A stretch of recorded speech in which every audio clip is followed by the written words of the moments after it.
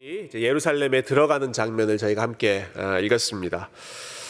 지난주에 본 것처럼 이 예루살렘에 들어가면 위험한 일이 기다리고 있다. 바울도 알고 있는 사실이었고, 또 바울을 아끼는 영적인 믿음의 동역자들도 모두 다 잘 알고 있는 사실이었지만, 바울의 우선순위는 본인의 안전이 아니라 하나님께서 맡겨주신 사명을 완수하는 것, 그것이 바울의 우선순위였기 때문에 어려움이 뻔히 예상되는 예루살렘으로 담담하게 들어갔습니다.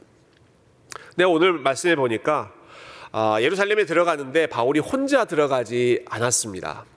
우리 시작하는 16절 한번 다시 보실까요? 16절 보시면 가이사랴의 몇 제자가 함께 가며, 바울 혼자 가지 않았습니다. 가이사랴에서 있던 제자들이 또 바울과 함께 갔죠. 또 누가 또 갔습니까? 한 오랜 제자 구브로 사람 나손을 데리고 가니, 나손이라고 하는 오랫동안 예수님의 제자로 살았던 그 사람도 또 함께 데리고 갔습니다. 그리고 16절에 보면 바울과 이때 함께 들어갔던 사람들이 또 나타납니다. 어떤 사람들이 여기 또 있을까요? 보시면 제일 마지막에 우리가 그의 집에 머물려 함이라 이렇게 이야기하고 있습니다.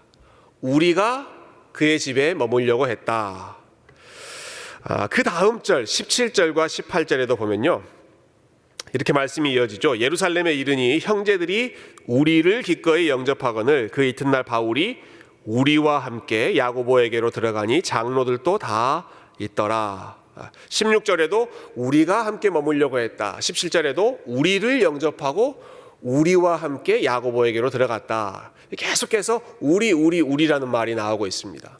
자, 사도행전에서 이 바울의 행적을 기록하는데 그 주어가 우리라고 나와 있을 때에는 뭘 보여주는 사인이라고 말씀드렸죠? 여기에 누가 들어가 있다? 누가 들어가 있다. 누가 들어가 있는가? 누가가 지금 여기 들어가 있다는 겁니다. 사도행전을 기록한 누가가 바울과 함께 지금 이 여정에 함께하고 있다는 것이죠. 여러분, 바울을 아꼈던 사람들, 이 사람들은 바울이 처음에 지금 예루살렘 들어가겠다고 하니까 발벗고 나서면서 말렸습니다. 절대로 들어가면 안 됩니다. 큰일 납니다 하고 말렸죠. 기도하면서 또 성령의 음성을 들었던 예언자들이 함께 그 바울의 발걸음을 가로막았습니다. 그렇지만 바울의 결심이 아무리 어려운 상황이 있어도 하나님의 사명 내가 완수하는 것이다, 이것이 바울의 확실한 뜻, 그의 소명이라는 것을 확인한 이후에는 오케이, 그러면 알겠습니다, 들어가십시오 하고 그냥 바울 혼자 들어가게 한 것이 아니라 누가 같이 들어갔다고요? 가이사랴의 몇몇 제자들이 함께 들어가고 나손이라고 하는 사람도 함께 들어가고, 그리고 바울이 행여 다치면 옆에서 또 간호해 줄 의사였던 누가 역시도 이 일행에 예루살렘 들어가는 길에 함께 갔다라는 것이죠. 여러분, 어려운 지역, 어려운 길을 함께 걸어가는 동역자야말로, 그러한 공동체야말로 하나님께서 저와 여러분에게 또 믿음의 백성들에게 주신 최고의 선물 중에 선물인 줄로 믿습니다. 이 길을 함께 걸어갈 수 있는 그러한 동역자가 있다는 것이 얼마나 귀한 일인지 모르겠습니다. 그런 의미에서 여러분, 옆에 계신 분들에게 한번 이렇게 물어보시겠어요? 같이 갈 거지? 네, 오늘 되게 어색한 거 많이 시키죠, 제가. 같이 갈 거지? 그 만화에 보면 그 고양이의 그 방금 그 눈으로 안 가면 너무 서운하다는 그런 눈빛으로 그렇게 보시면서 예루살렘 우리 같이 들어가고 어느 지역이든지 우리가 함께 걸어가는 그런 공동체가 되기를 소망합니다. 자, 예루살렘에 들어갔을 때 바울이 또 다른 공동체를 만납니다. 그 안에서 또 다른 교제가 이루어지는데요. 자, 17절과 18절을 다시 한번 보시면 바울이 예루살렘에 이르니 형제들이 우리를 기꺼이 영접했다라고 되어 있죠. 형제들을 또 만납니다. 그 예루살렘 안에서 계속해서 믿음을 지키고 살아갔던 믿음의 동역자들 바울이 다시 만나게 된 것입니다. 그 안에도 형제들이 있었던 것이죠. 우리가 사도행전 앞부분으로 좀 거슬러 올라가 보면 사도행전 8장 스데반 집사가 순교를 당했던 그 일, 그리고 스데반의 일로 인해서 예루살렘 교회는 엄청난 폭탄을 맞은 것과 같은 상황이었습니다. 풍비박산 났죠. 많은 사람들이 여러 지역으로 흩어졌습니다. 리더들 다 흩어지고 사도들 외에 몇 사람 외에는 다 뿔뿔이 다 흩어지는 것이 예루살렘 교회의 아주 처참한 상황이었습니다. 그 이후로 이 예루살렘이라고 하는 도시는 예수 믿는 사람들, 예수의 제자라고 하는 사람들이 살아가기 무척 어려운 환경이었고, 그렇기 때문에 바울이 지금 들어간다고 했을 때 사람들이 다 말리는 것이죠. 들어가면 큰일 납니다. 여기는 예수의 제자들은 살기 어려운 곳입니다 하는 것이죠. 여러분, 그럼에도 불구하고 참 놀라운 사실이죠. 그 예루살렘을 떠나지 않고 묵묵히 그 자리를 지키고 있었던 사람들이 있었습니다. 그래서 그곳에서 바울이 예루살렘에 들어올 때 바울을 맞이하고 영접하는 형제들이 그 안에 있었던 것입니다. 그 형제들 중에 아주 중요한 리더 역할을 했던 사람이 바로 야고보였습니다. 18절에 보시면 그 이튿날 바울이 우리와 함께 야고보에게로 들어가니 장로들도 다 있더라. 야고보라고 하는 특정한 인물을 이렇게 구체적으로 밝힌 것은 이 야고보가 예루살렘 교회를 이끌었던 가장 중요한 리더였기 때문에 그렇죠. 사도행전에 보면 이 야고보라는 이름이 2명 나옵니다. 그러니까 예수님의 제자였던 야고보, 세베대의 아들 야고보와 요한, 그 야고보는 일찍 순교를 당하죠. 사도행전 12장에 헤롯의 그 칼을 맞고 순교를 당했던 사람이 야고보이고, 여기 이 야고보는 예수님의 육신의 형제였던, 예수님의 동생이었던 야고보, 그 야고보는 오랫동안 예루살렘 교회를 지켰습니다. 바로 신약성경 야고보서를 썼던 그 야고보가 지금 오늘 본문에 나오는 야고보죠. 여러분, 지금 이 본문 지금 21장 18절에 아주 간략하게 나옵니다. 바울과 야고보가 만났다. 아주 그냥 짧게 스쳐 지나가는 장면이지만 여러분, 이 장면을 조금 우리가 좀 입체적으로 생각해 본다면 얼마나 감동적인 그런 상황인지 모릅니다. 여러분, 바울과 야고보는요, 한 가지 아주 중요한 공통점이 있었습니다. 그것은 두 사람 다 절대로 예수님을 안 믿을 것 같은 사람들이었다 하는 것입니다. 바울도 그렇고 야고보도 그렇고 절대 예수님 안 믿을 사람, 순위를 꼽는다면 항상 1위, 2위 안에 들었던 사람들이 바울과 야고보입니다. 바울, 교회를 극심하게 핍박했던 사람으로 악명 높았죠. 야고보, 예수님의 육신의 동생으로서 복음서를 보면 이 예수님의 동생들이 예수님이 하신 일을 비아냥대고 의심하고 그리고 심지어는 예수님을 미쳤다고 생각하는 사람들이 그 가족들이었습니다. 참 놀라운 사실이죠. 절대 안 믿을 것 같은 그런 사람들인데, 그러나 하나님의 은혜는 바울에게 역사하시고 야고보에게 역사하셔서 한 사람은 유럽 전역, 아시아 여기저기 돌아다니면서 많은 사람들을 주님께로 돌아오는 이방인의 사도로 하나님께서 사용하시고, 또 다른 사람, 절대로 안 믿을 것 같던 그 예수님을 비난하고 비아냥댔던 그 예수님의 동생 야고보는 예루살렘 그 교회를 끝까지 지키면서 충성스럽게 주님을 섬기는 그러한 주의 종으로 또 하나님께서 사용하셨습니다. 하나님의 은혜가 바꾸지 못할 사람은 없다. 여러분, 이 사실을 가장 잘 보여주는 것이 오늘 본문에서 만남을 가지고 있는 이 바울과 야고보이죠. 여러분, 야고보의 삶을 우리가 조금 더 생각해 보면 좋겠는데요. 제가 이 야고보를 오늘 묵상하면서 참 은혜 받았던 것은 이 야고보는 한 자리를 아주 오랫동안 지켰던 사람입니다. 한 곳을 끝까지 지켰던 사람. 여러분, 야고보는 사도행전 1장부터 등장합니다. 예수님께서 승천하시고 제자들이 함께 모여서 마가의 다락방에서 기도했을 때 예수의 어머니였던 마리아도 그곳에서 기도하셨고, 그리고 예수님의 동생들이 그곳에서, 즉 야고보가 그곳에서 기도하고 있었습니다. 마가의 다락방, 그때부터 야고보가 등장하고 오늘 21장에도 야고보가 여전히 교회를 섬기는 사람이죠. 사도행전 1장은요, 시간으로 계산해 본다면 학자마다 조금 다릅니다만은 AD 30년으로 보는 사람들도 있고 33년으로 보는 사람들도 있습니다. 그러니까 예수님이 공생애를 다 마치고 직후에, 예수님 돌아가시고 부활하신 그 직후의 상황이 사도행전 1장이고, 오늘 본문은 이제 한 57년 정도, 그러니까 이 두 사이에 1장과 21장 사이에는 한 24년에서 27년 정도의 그 시간이 지금 흘러간 것입니다. 그 사이에 바울이 1차, 2차, 3차 여러 차례 전도 여행도 하고 많은 일들이 있었죠. 여러분, 24년에서 27년, 거의 30년 가까운 기간 동안에 야고보는 예루살렘에 있는 그 한 교회를 묵묵히 지켰습니다. 한 자리에서 그 긴 시간을 묵묵히 공동체를 지켰던 사람이죠. 그 긴 시간 동안에 야고보는 예루살렘 교회의 영광도 경험하고 아픔도 경험했습니다. 여러분, 예루살렘 교회가 한때 얼마나 잘 나갔습니까? 성령이 임하고 오순절 성령 강림, 그 이후에 하루에 3,000명, 수천 명씩이 주님께로 돌아오면서 폭발적으로 성장하는 그러한 교회, 예루살렘 교회였습니다. 그때 야고보가 그 현장에서 주도적인 역할을 하고 있었습니다. 그렇게 부흥하는 열매도 보았지만 그 이후에 교회 안에 갈등이 생기는 것도 야고보가 경험했고, 심지어는 스데반 집사가 순교를 당하면서 예루살렘 교회에 엄청난 핍박의 광풍이 몰아치는 것도 야고보는 경험했고, 그 사이에 사람들이 뿔뿔이 썰물이 빠지듯이 흩어지는 것도 경험했습니다.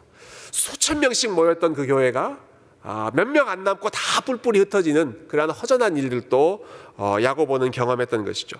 여러분, 그런데 그 모든 우여곡절 끝에서 야고보는 끝까지 지금 이 예루살렘 교회를 지켜내고 있었던 것입니다.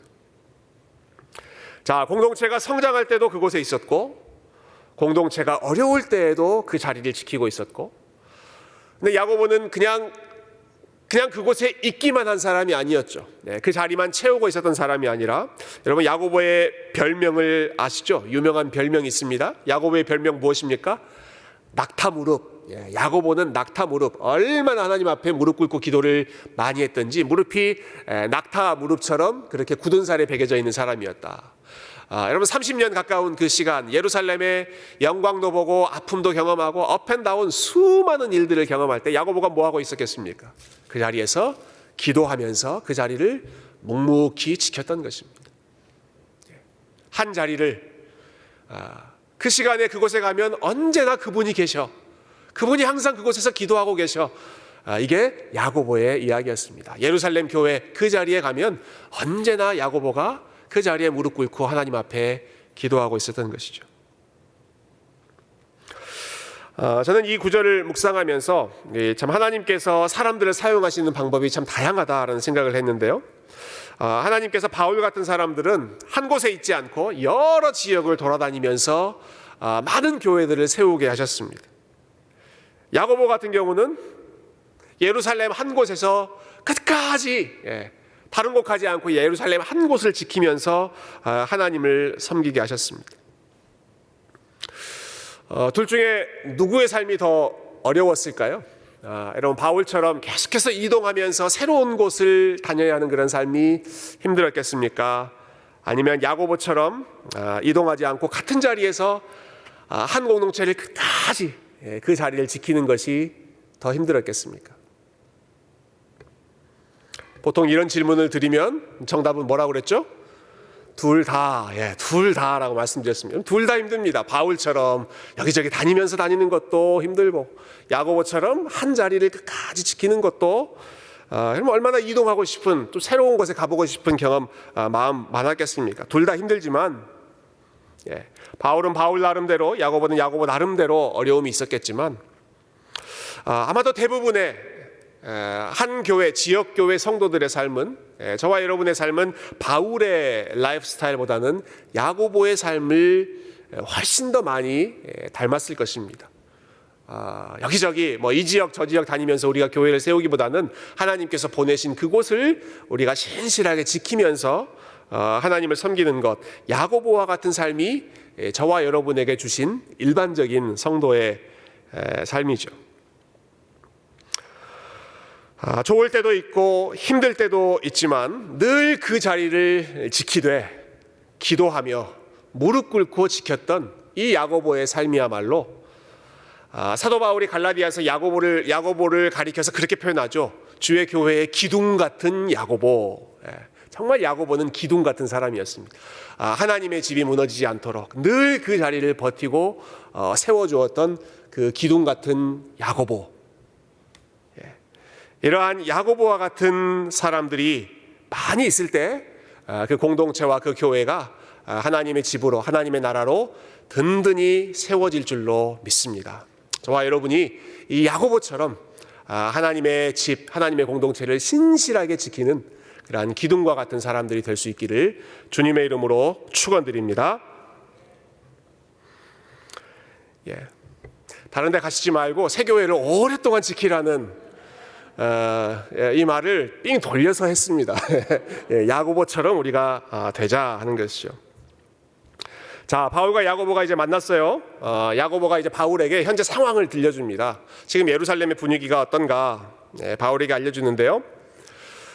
지금 예루살렘 분위기가 좋지 않다.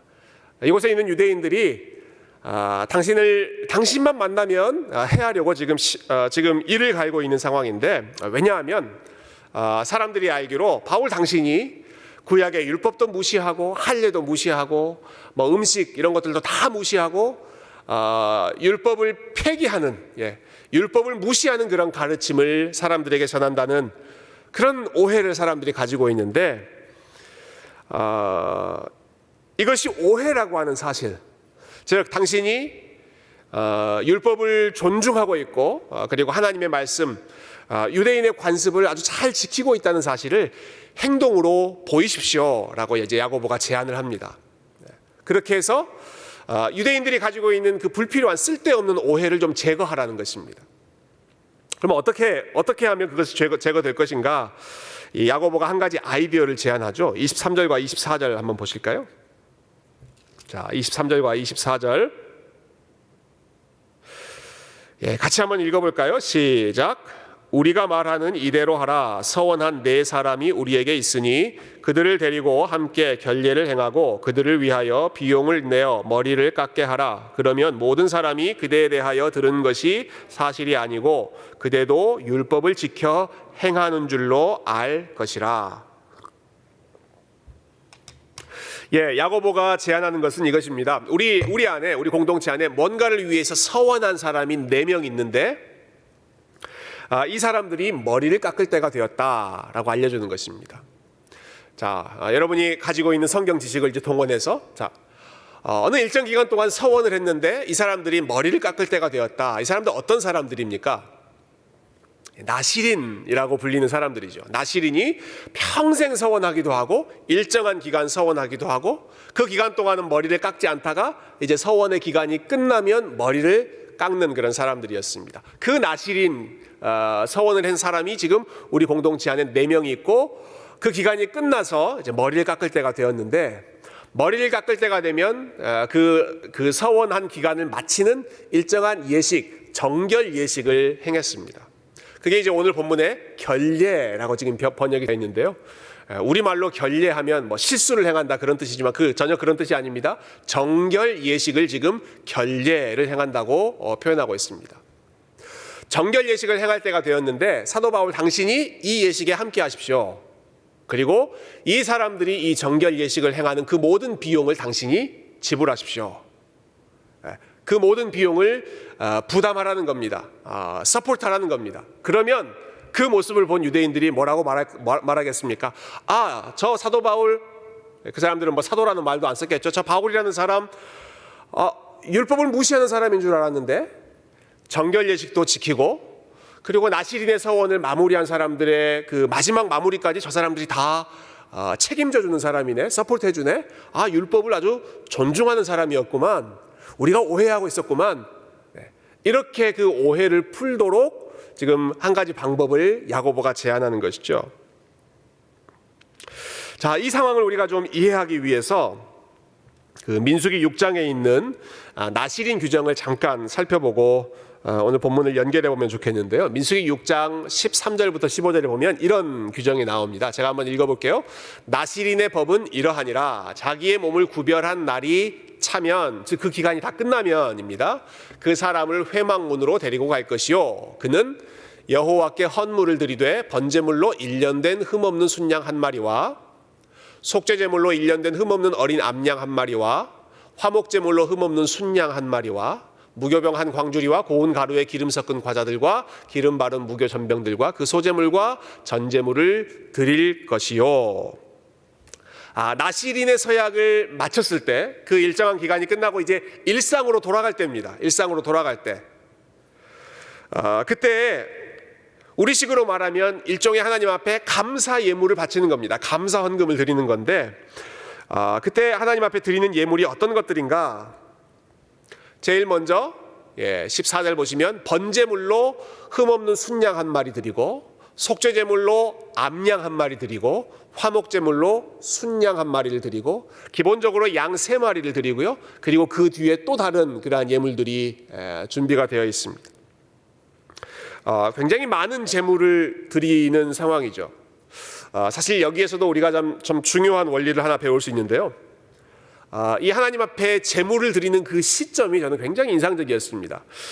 보통 우리가 뭔가 하나님 앞에서 서원을 한다라고 했을 때에는 이제 서원 그 기간을 시작하면서 하나님 이 기간을 좀 잘 지키게 해주십시오. 또 이 기간 동안에 하나님께서 은혜 주십시오. 도와주십시오. 또 필요한 것 하나님께서 공급해 주십시오. 하는 마음으로 우리가 시작할 때 보통 예물과 헌금을 드리기가 일상적이죠. 그게 훨씬 더 쉽습니다. 그리고 그 기간을 다 마쳤을 때에는 그동안 함께해 주셔서 감사합니다.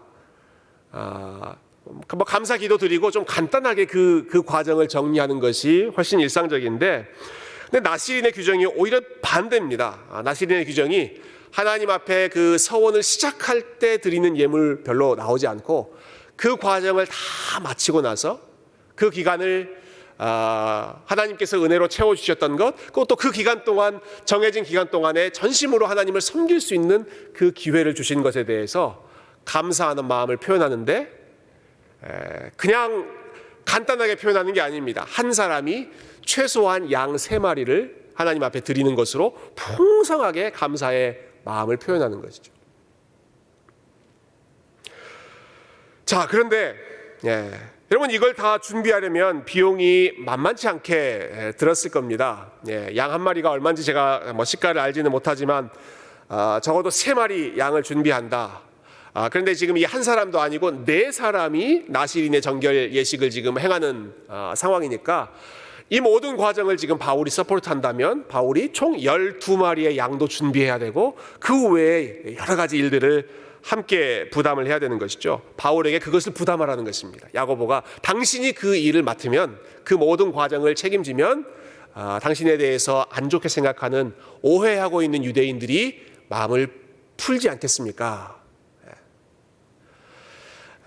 사실 바울이 이제 그렇게 했지만 유대인들이 그것으로 마음이 풀리지는 않았습니다만은 적어도 유대인들에 대해 배려하는 그러한 마음을 바울에게 실천하도록 그렇게 권면하고 있는 것이죠.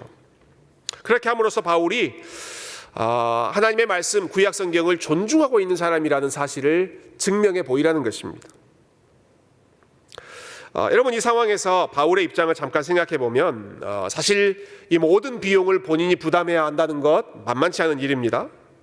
아마 바울의 마음속에는 이렇게까지 해야 되나 하는 그런 의구심도 저는 충분히 생길 수 있었을 거라고 생각합니다. 이런 마음이 들 수 있습니다.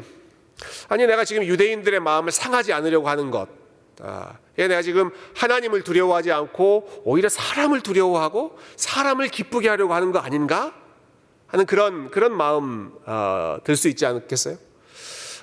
오히려 이런 때 유대인들을 향해서 정면 돌파하고 구약의 율법을 예수 그리스도께서 다 이루셨기 때문에 우리는 이런 것으로부터 자유해졌다. 정면 돌파하고 그 진리를 선포하는 것이 더 올바른 방법이 아닐까? 바울이 이렇게 반론을 제기할 수도 있었을 것입니다.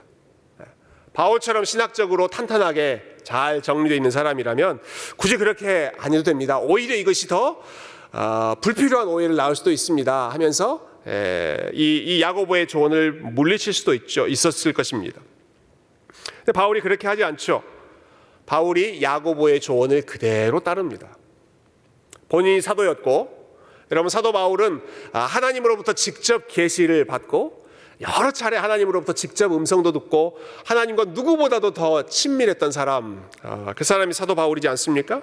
근데 그 사람이 주 안에서 형제인 야고보가 제안하는 그 조언에 귀를 기울이고 내가 그 말대로 하겠습니다 따릅니다. 자기의 주머니를 털어서 이 네 형제들이 정결 예식 다 마무리하는 것을 비용을 부담해주고 본인도 그 일에 동참하는 것입니다. 왜 그렇게 했는가? 바울이 왜 굳이 그렇게 하지 않아도 됐는데 바울이 그렇게 했는가? 그렇게 했던 동기는 아직 믿음이 없고 믿음이 연약한 유대인들을 배려하는 마음을 보이는 것입니다. 바울에게 그러할 의무가 없지만, 바울이 그렇게 하지 않아도 되지만, 바울은 모든 것으로부터 자유한 사람이었기 때문에 안 해도 되지만, 자기에 대해서 불필요한 오해 조금이라도 가지고 있는 사람이 있다면 내가 그 사람들의 마음을 풀기 위해서, 그들의 오해를 제거하기 위해서 한 발짝 더 내가 다가가겠다. 본인이 충분히 누릴 수 있는 권리가 있지만 그것을 사용하지 않고 그들을 위해서 더 낮은 자세로 임하겠다는 것이죠. 유대인들의 마음을 얻을 수 있다면, 그들의 오해를 풀 수만 있다면 경제적인 손실도 감수하고 굳이 하지 않아도 되는 일까지 감당하는 것이 오늘 본문에서 바울이 보여주었던 겸손한 사역자의 마음이었습니다. 이것을 잘 표현해주는, 잘 정리해주는 말씀이 한 구절 있죠. 고린도전서 9장 19절 말씀. 우리 기독교 윤리, 기독교적인 삶에 있어서 너무너무 중요한 말씀인데요. 우리 이 말씀 한번 같이 한 목소리로 읽어보십시다. 시작. 내가 모든 사람에게서 자유로우나 스스로 모든 사람에게 종이 된 것은 더 많은 사람을 얻고자 함이라. 여러분 이 말씀 꼭 기억하시면 좋겠습니다. 우리가 어떤 마음으로 주님을 섬겨야 하는가, 어떤 마음으로 공동체를 섬기고 성도들을 섬겨야 하는가. 내가 모든 사람에게서 자유로우나. 이 말은 지금 야고보가 제안한 이 일을 나는 할 의무가 없으나, 이렇게 바꿔서 이해할 수 있습니다. 굳이 그렇게 해도 되지 않지만, 그러나 그 다음에 이어지는 내용이 중요하죠. 스스로 모든 사람에게 종이 된 것은. 여러분 여기서 가장 중요한 단어는 스스로입니다. 스스로. 이 말은 자발적으로 라는 뜻입니다. 억지로 의무감으로 종이 되는 것이 아니라 자발적으로, 하지 않아도 되지만 내가 그 사람들을 아끼는 마음으로 종이 된 것은, 그렇게 한 이유가 무엇인가? 더 많은 사람을 얻고자 함이라. 한 명이라도 이렇게 해서 그들의 마음을 얻을 수만 있다면, 굳이 종이 되지 않는 상황이라고 하더라도 나는 기꺼이 종으로 섬기겠습니다. 한 사람의 마음이라도 더 얻을 수 있다면, 유대인에게는 유대인의 눈높이에 맞춰서 내가 내려가겠습니다. 율법 없는 자, 이방인들, 그들에게는 율법 없는 자의 관점에서 그들의 눈높이에 맞춰서 또 내가 그들에게 맞추겠습니다. 지금 바울 본인은 정결 예식을 치를 필요가 없음에도 불구하고 내가 다른 사람들의 정결 예식까지 다 함께 치러주고 비용도 부담하고 그 자리에 내가 함께 가겠습니다. 우상의 제물을 먹는 문제도 마찬가지였죠. 우상에게 바쳐진 제물 먹어야 되는가 말아야 되는가, 바울 자신에게는 그런 거 생각하지 않고, 이게 뭐 우상이든 아니든 그런 것은 아예 바울의 신학에는 존재하지 않았기 때문에 본인의 양심에 거리낌 없이 어떤 것이든 나는 마음껏 먹을 수 있는 그런 자유가 있다. 바울 그렇게 이야기했죠. 무엇이든지 나는 거리낌 없이 먹을 수 있는 자유가 있다. 근데 바울이 그 모든 것을 마음껏 먹었습니까? 그렇지 않았습니다. 그러나 내가 이 음식 때문에, 이 음식이 우상에게 바쳐진 다음에 내려온 음식이라는 것 때문에 사람의 마음에 양심이 걸리는, 좀 거리끼는 그러한 사람들이 있다면 나는 그 사람을 위해서 평생 고기를 먹지 않겠다. 그러면 이게 바울이 보여줬던 마음이잖아요. 내 양심에는 전혀 거리끼는 게 없지만 이것 때문에 조금이라도 거슬리는 사람이 있다면 나는 평생 이것을 먹지 않겠다. 그러면서 바울이 아주 중요한 말을 하나 더 하는데 아주 중요한 원리입니다. 그때 이런 말을 덧붙입니다. 우리가 지켜야 할 양심은 나의 양심이 아니라 남의 양심입니다 라는 말을 고린도전서에서 합니다. 이 우상에게 바친 제물, 이 고기를 먹는 문제와 관련해서 우리가 지켜야 할 양심은 내 양심이 아니라 다른 사람의 양심입니다. 이건 무슨 말이냐? 내 양심이 자유롭다, 마음껏 해도 된다, 내 양심 그것이 선택의 기준이 되어서는 안 되고 이것 때문에 행여나 마음이 다칠 수 있는 연약한 자, 믿음이 약한 자, 믿음이 작은 자, 아직 믿음이 없는 사람, 그 사람들의 양심이 내가 선택하는 선택의 기준이 되어야 한다 하는 것이죠. 이렇게 표현하면 더 쉬울 것 같아요. 내 마음이 편한 쪽으로 결정하지 않고 상대방의 마음이 편한 쪽으로 결정하겠다. 그러면 이게 바울이 가졌던 우상에게 바친 그 고기의 이슈이건 아니면 오늘 본문에서 유대인들을 대하는 그러한 태도이건 간에 바울이 가졌던 원리입니다. 나의 양심이 아니라 다른 사람의 양심을 배려하겠다. 내 마음이 편한 쪽이 아니라 다른 사람의 마음이 편한 쪽으로 내가 양보하겠다. 한 발짝 더 나가겠다라고 하는 것이죠. 자, 말씀을 한번 우리 정리해 보겠습니다. 우리 지난주 말씀부터 좀 연결해서 오늘 말씀 정리해 보면 좋겠는데요. 자, 바울이 어려움이 예상되는 예루살렘으로 들어갔습니다.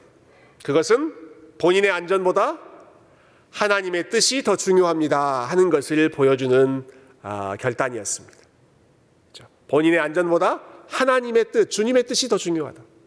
오늘 본문에서는 어떤 모습입니까?